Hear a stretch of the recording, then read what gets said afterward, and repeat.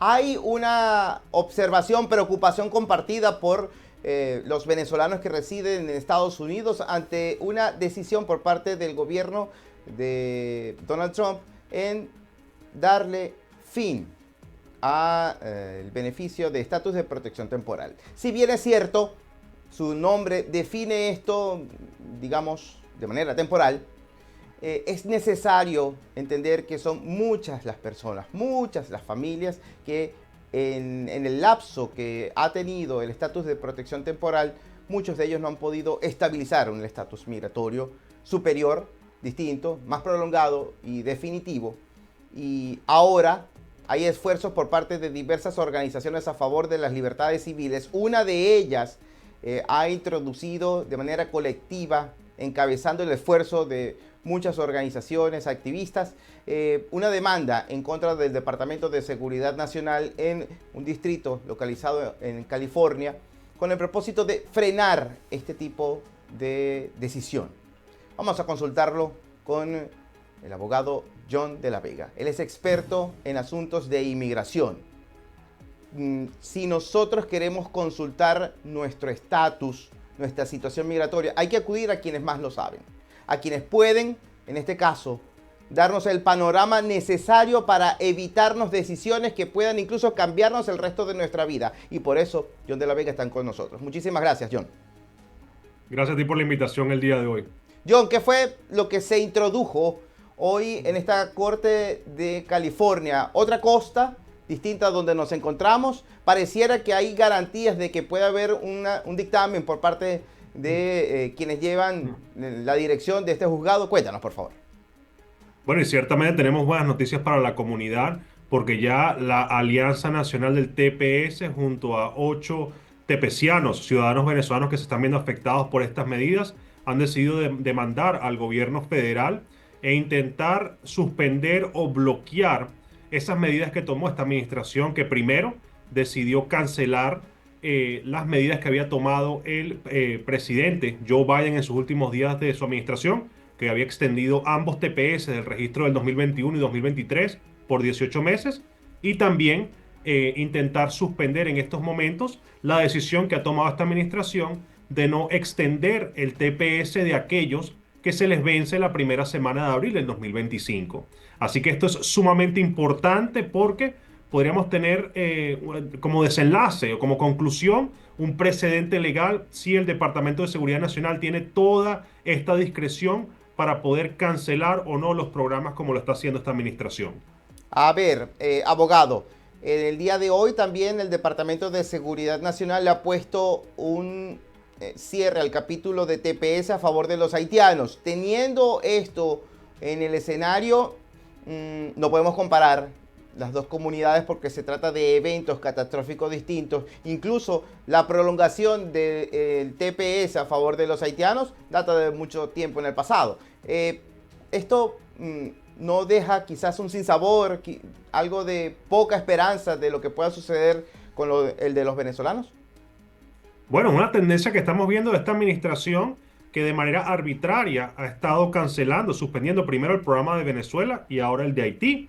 Cuando vemos las condiciones de país, por lo menos en Venezuela, y vemos el documento o el comunicado que utilizó el Departamento de Seguridad Nacional para decidir no extender el TPS, de verdad que es lamentable cómo hay expertos en la materia de condiciones de país en los Estados Unidos que digan que hay ciertas áreas de la vida del venezolano que se han mejorado, como el tema de la economía, de las tasas de criminalidad y también el tema de salud, cuando todos sabemos que esto es completamente falso. Cada vez está peor la situación. Y en Haití, bueno, en Haití hoy en día tenemos una guerra civil, que ni siquiera tienen un lugar donde ellos puedan regresar.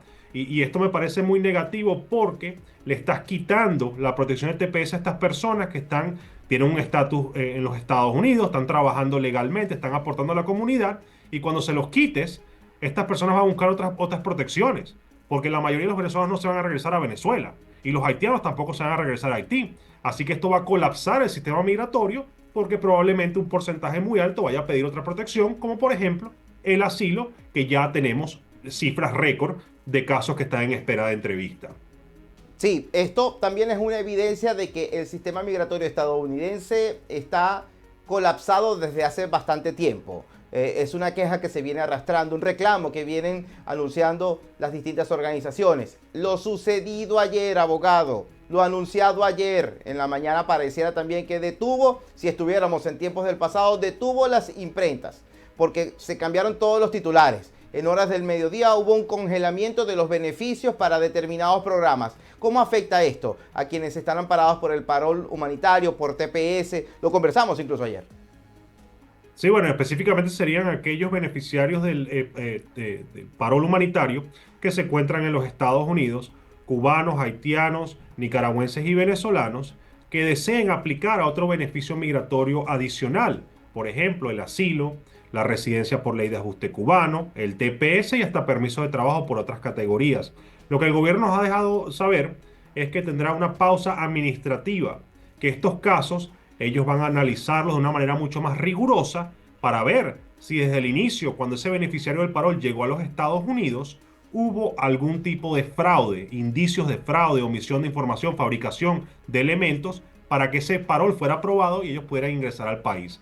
Así que probablemente veremos tardanzas en cualquier tipo de beneficio migratorio que un beneficiario del parol intente pedir en los Estados Unidos. Cabe destacar de que las personas pueden pedirlo, porque me mandaron muchos mensajes, personas decían, bueno, pero ¿será que puedo pedir asilo si llegue con parol humanitario? Si usted piensa que califica y habló con su abogado, usted puede aplicar al asilo. El problema no es que aplique, el problema es que probablemente tarde más el gobierno en poder adjudicarlo, poder dar una decisión a futuro. ¿Qué esperanzas pueden estar alrededor del documento introducido hoy a favor del TPS de los venezolanos? ¿Cuánto es el lapso, el tiempo? ¿De qué lapso estamos hablando? Sabemos que es a discreción del juzgado, pero la experiencia que te dice, John, tienes bastante en eso. Bueno, lo primero sería el tema de esperar que se ordene una medida cautelar, que se bloqueen estas decisiones que ha tomado la administración del presidente Donald Trump, por lo menos de manera temporal, para que mientras se encuentra este caso en litigio federal en las cortes, en espera de decisión final, que los tepecianos puedan seguir extendiendo su estatus en el país y extendiendo su permiso de trabajo. Como ya sabes, este tipo de casos puede durar meses y hasta años. En el pasado, en la primera administración, hubo un caso que duró más de 4 años en procesos de litigio. Así que la idea espero de que el juez federal vaya a aprobar este tipo de medidas cautelares para que los venezolanos se puedan quedar en los Estados Unidos en espera de una decisión final. Abogado, a lo largo de las últimas horas le hemos invitado a la audiencia para que interactúe. Nos han enviado preguntas, porque de hecho su presencia aquí obedece a algo que puede ser clasificado incluso como servicio público, porque en estos momentos hay mucha, pero mucha incertidumbre y creo que muchas personas pueden despejar algunas de esas inquietudes con su presencia en el día de hoy. Si me permite, comparto algunas de estas dudas. Fíjese, ¿cuáles son las principales opciones para un inmigrante indocumentado para que regularice su estatus? Bueno, lo primero es que hay que analizar cómo la persona ingresó a los Estados Unidos y si se encuentra en algún tipo de trámite, porque pueden haber personas que sean indocumentadas que se encuentren en un proceso de corte de inmigración.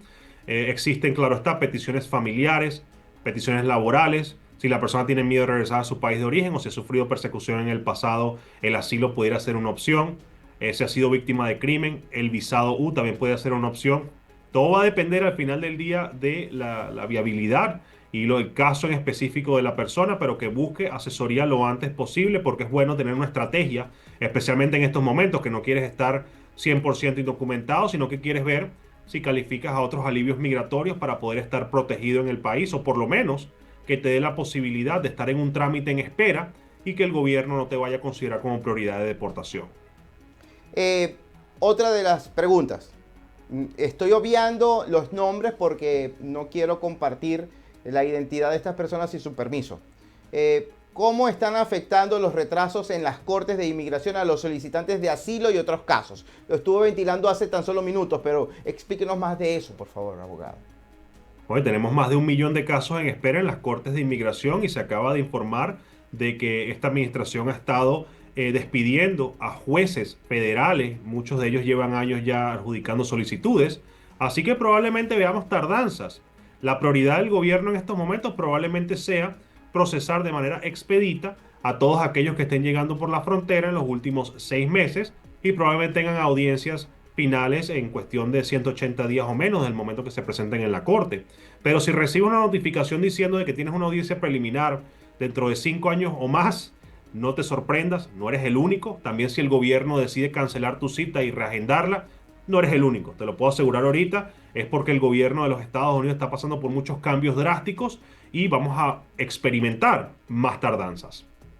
Eh, Cuando estas tardanzas se prolongan de tal manera, John, ¿qué es lo recomendable? Porque hay mucha desesperación y también la falta de información, respuestas automáticas ante la instancia federal, quizás el no poder tener recursos para estas personas para acudir a la asistencia legal de un abogado. ¿Qué debe hacer las personas? Bueno, todo va a depender en qué instancia se encuentre la persona en estos momentos. Si tu caso se encuentra pendiente con UCIS, vamos a dar un ejemplo, un asilo con UCIS, y tienes ya 5, 6, 7 años en espera de entrevista, hay posibilidades para adelantar dicha entrevista. Hay protocolos los cuales la oficina de asilo puede recibir tu aplicación y pueden hacerte una entrevista lo antes posible. Ahora, nunca voy a recomendar que una persona pida una entrevista expedita de asilo sin haber ya suplementado o actualizado su expediente, cosa que es fundamental porque no nada más tienes que demostrar la persecución que sufriste en el pasado, sino también actualizar tu expediente para demostrar el por qué no puedes regresar el día de hoy a tu país. Con los venezolanos, muchos me dicen, bueno, pero ellos saben que Venezuela está mal. Y yo le digo, no, ellos no van a hacer tu tarea. Tú tienes que colocar toda la información relevante para que ellos puedan analizar si tienes todavía miedo creíble de no poder regresar a tu país de origen. Ahora, además de esa opción, existen demandas a nivel federal, los cuales la persona puede pedirle a un juez federal que le exija al gobierno de que tome una decisión sobre su caso. Todo va a depender en el paso que se encuentre el trámite, y es fundamental que la persona hable con un abogado para ver cuál es el próximo paso, cuál es la mejor estrategia. Eh, Abogado, nos dicen también acá, ¿qué derechos tienen los inmigrantes sin documentos si son detenidos por la agencia ICE, como se les dice comúnmente en nuestro argot? Bueno, lo primero es mantener silencio. Si la persona no tiene que explicarle nada a esos funcionarios, pueden decirle que quieren a un abogado que los pueda representar. Pues, ¿qué ocurre? Muchas personas van a ser interrogadas y van a empezar a responder pensando, bueno, si aclaro todo, estos oficiales me van a ayudar. Y no funciona así. Los oficiales están ahí para llevar a cabo, enforzar el enforcement de las leyes migratorias de los Estados Unidos y para poder deportar a personas que no tengan estatus en el país. Así que guarde silencio, pida hablar con su abogado, y si llegan a su propiedad y no tienen una orden firmada por un juez, usted no tiene que abrir la puerta de ese ente policial. Es muy importante también que tengas la información en mano de emergencia de tu abogado de confianza por si llega a haber algún tipo de inconveniente con las autoridades. Abogado, hemos visto a través de redes sociales publicaciones en las que llegan agentes de esta instancia federal de la policía ICE, la Policía Federal de Inmigración, y llegan a locales como barberías. Hubo una muy viralizada y era donde acudían a un local donde vendían tacos y llegaron hacia el personal. ¿Qué debe hacer el empleador? Entiendo que ahí hay un derecho, tienen que llegar con una orden. El oficial se puede hacer pasar por un cliente, puede introducirse dentro del local. Esto puede ser objeto de una demanda por, digamos, el procedimiento. Bueno, al final del día cada caso va a ser diferente. Sí. Los funcionarios utilizan todo tipo de estrategia para poder detener a estas personas que se encuentran indocumentadas o que son consideradas como prioridad de deportación. Porque acuérdate que vemos muchos videos, pero no sabemos el contexto de los videos. No sabemos si la persona tiene una orden de deportación final, si es considerada como un riesgo para la comunidad o un riesgo para la seguridad nacional. Hay partes de la historia a lo mejor que se omiten convenientemente en estos relatos, y por eso le pido a todos ustedes que nos informemos por portales como BPI TV, como la cuenta que tiene nuestro abogado John de la Vega, porque en estos momentos de desinformación se pueden omitir detalles que son cruciales. Continúe, abogado, por favor. Sí, entonces, si usted no tiene una orden de deportación, usted no ha cometido crímenes en los Estados Unidos y usted tampoco es miembro de una organización criminal o un grupo guerrillero, usted no es prioridad de deportación en los Estados Unidos. ¿Qué ocurre? Algunas veces personas que no tienen récord criminal, no tienen orden de deportación, son detenidas porque sí, cuando ICE está buscando una persona de interés en un lugar de empleo o en una propiedad, pueden hacer preguntas a las otras personas que se encuentran allí. En Miami hubo un caso famoso hace como un mes en el cual estaban buscando a alguien con una orden de deportación final. No estaba allí, pero estaban los roommates que están indocumentados sin récord y se llevaron a todas las personas detenidas. Entonces, ¿qué ocurre? Vamos a tratar de tener mucho cuidado con quién nos relacionamos también en los Estados Unidos y evitar lugares donde usted sepa de que puede haber una persona de interés para que entonces no vaya a ser detenido el día de mañana. Claro, porque esto de acuerdo a lo que ha dicho el SAR de la frontera, puede resultar víctima de un daño colateral y esto también está dentro de los pronósticos, ¿cierto? Sí, claro, y especialmente en un lugar, por lo menos el lugar de empleo, muchos lugares de construcción, la barbería, si llegan a la barbería a preguntar, mira, ¿cuál es tu estatus legal? Te vamos a llevar porque tienes una orden de deportación. Ellos también pueden preguntarle al resto de personas que se encuentran allí. Es importante saber tus derechos, de no tienes que responder ninguna pregunta porque no fueron a buscarte ciertamente, pero la gran mayoría, claro está, es un factor también psicológico, confían en las autoridades, dicen, bueno, tengo que responderle porque si no me meto en problemas, y entonces ahí es donde llegamos, no, yo también estoy indocumentado, o no, yo también cometí esto, hice lo otro. Y entonces allí ellos pueden utilizar esta información para poder tener la causa probable o tener los elementos necesarios y poder detenerte y empezar un proceso de deportación. El gobernador del estado de Florida, Ron DeSantis, ha firmado durante las últimas horas un acuerdo de entendimiento entre la cooperación del Servicio de Inmigración y Ciudadanía, la policía, y con las agencias estatales. Ya esto se había adelantado con la firma de la ley la pasada semana para que la policía estatal cooperara con ICE en el momento de aprender y acelerar las deportaciones. Dicho esto, ahora esto involucra la participación de agentes de cuidado forestal, lo que es la Comisión de Pesca y Vida Silvestre. Y esto dice que estos oficiales están facultados ahora para interrogar a una persona si se sospecha que es inmigrante. Estoy especulando, es decir, por mi parecido, yo no soy de apariencia anglosajona, me pueden llamar y decir, por favor, deme su identificación, así yo sea ciudadano estadounidense. Sí, yo de verdad que no creo que eso vaya a ocurrir. O sea, estamos entrando en un área de violaciones constitucionales bastante grave, bastante profunda, que se llevaría ciertamente a litigio.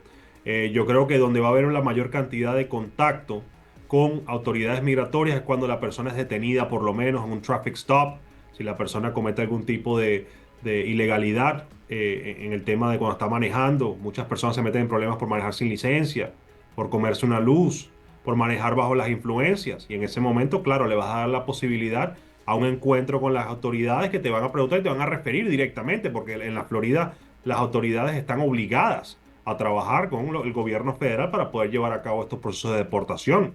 Así que hay que intentar evitar esas situaciones, tener toda tu documentación al día, renovar tu permiso de trabajo, renovar tu licencia de conducir y seguir todas las leyes para que no les des ni siquiera una sola excusa de que te vayan a detener por cualquier razón y empiecen entonces a indagar en tu estatus migratorio. Abogado, otra pregunta de la audiencia, se nos cuela por las distintas redes sociales. ¿Qué pasa con los beneficiarios de DACA? Los muchachos DACA, muchos de ellos ya son grandecitos. Abogado, han pasado de palo para rumba, como dicen los cubanos. ¿Qué opciones tienen para obtener un estatus más permanente? Bueno, se mantiene en estos momentos en veremos, no se sabe la administración lo que va a hacer. Sabes que el presidente Donald Trump había prometido de estar promoviendo caminos a la residencia permanente basado en jóvenes que se han graduado en universidades norteamericanas.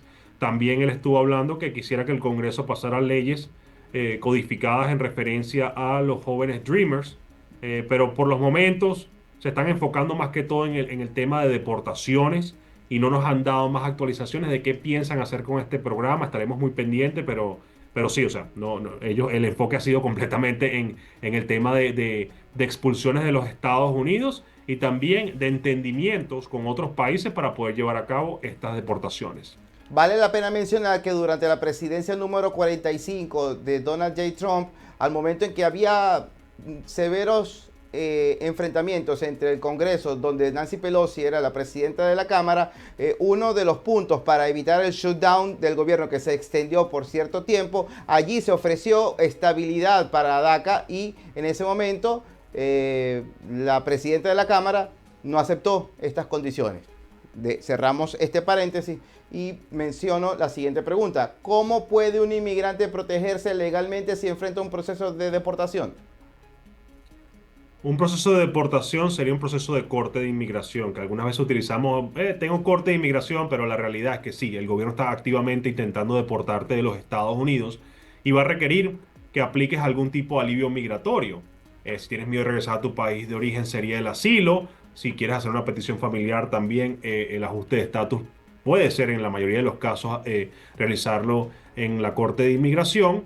Pero sí, o sea, eso hay que analizarlo con un abogado y siempre recomiendo desde la primera audiencia, consulta y ve con tu abogado de confianza, porque los jueces no están allí para saludarte, ni para conocerte, ni primera impresión, los jueces están allí para llevar a cabo un trabajo. Ahorita cada vez tienen más presión de poder terminar casos, completarlos lo antes posible, y es por eso que quieres estar preparado desde el inicio para que puedas defenderlo de la manera correcta.